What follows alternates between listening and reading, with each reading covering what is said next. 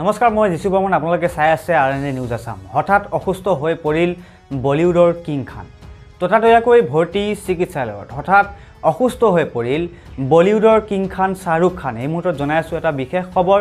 অভিনেতাগৰাকীক আহমেদাবাদৰ KD হাস্পতালত ভৰ্তি কৰোৱা হৈছে।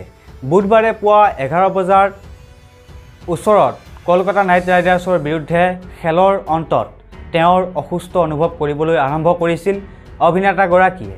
তাৰ পিছত দিনৰ 1 বজাত তেওঁ চিকিৎসালয়ত ভৰ্তি কৰা হয়। খবৰ অনুসৰি ডিহাইড্ৰেশ্যনৰ বাবে অভিনেতাজন অসুস্থ হৈ পৰিছে। সূত্ৰ অনুসৰি প্ৰাথমিক চিকিৎসাৰ অন্তত বৰ্তমান অভিনেতাগৰাকী এতিয়াও চিকিৎসালয়ৰ পৰা যাবলৈ দিয়া হয়। অৱশ্যে শ্বাহৰুখ খানৰ টীমৰ পৰা এতিয়ালৈকে একো জানিব পৰা হোৱা নাই। IPLৰ বাবে প্ৰায় কলকাতালৈ আহি আছে শ্বাহৰুখ। ইডেনত দলৰ হৈ উল্লাস কৰা দেখা যায়। ব্যস্ত ৰুটিনৰ মাজতো অভিনেতাগৰাকীয়ে দলটোক মনোবল প্ৰদান কৰাৰ ব্যৰ্থ নহয়। IPLৰ বাবে কলকাতা নাইট ৰাইডাৰ্ছৰ সৈতে প্ৰায় দেশৰ ভিন্ন প্ৰান্ত ভ্ৰমণ কৰি আছে শ্বাহৰুখ খানে।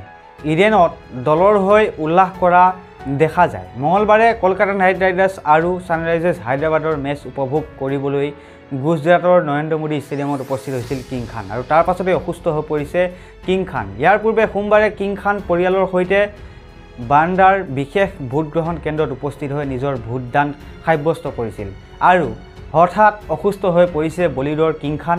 ততাতৈয়াকৈ হাস্পতালত ভৰ্তি কৰোৱা হৈছে আৰু বলিউডৰ কিং খান অসুস্থক লৈ ইতিমধ্যে অনুৰাগীসকলৰ মাজত এক উৎকণ্ঠা বিৰাজ কৰিছে, কাৰণ হঠাৎ অসুস্থ হৈ পৰিছে কিং খান, যিগৰাকী শ্বাহৰুখ খান নিজৰ IPLৰ দলটোৰ বাবে যথেষ্ট মনোবল বৃদ্ধি কৰাই থাকে। সেইগৰাকী শ্বাহৰুখ খান ইতিমধ্যে অসুস্থ হৈ পৰিছে।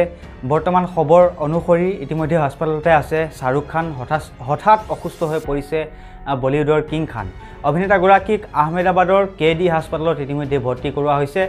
বুধবাৰে পুৱা 11 বজাৰ ওচৰত কলকাতা নাইট ৰাইডাৰ্ছৰ বিৰুদ্ধে খেলৰ অন্তত তেওঁৰ অসুস্থ অনুভৱ কৰিবলৈ আৰম্ভ কৰিছিল অভিনেতাগৰাকীয়ে। তাৰপিছত দিনৰ 1 বজাত তেওঁক চিকিৎসালয়ত ভৰ্তি কৰা হয়। খবৰ অনুসৰি ডিহাইড্ৰেশ্যনৰ বাবে অভিনেতাজন অসুস্থ হৈ পৰিছে।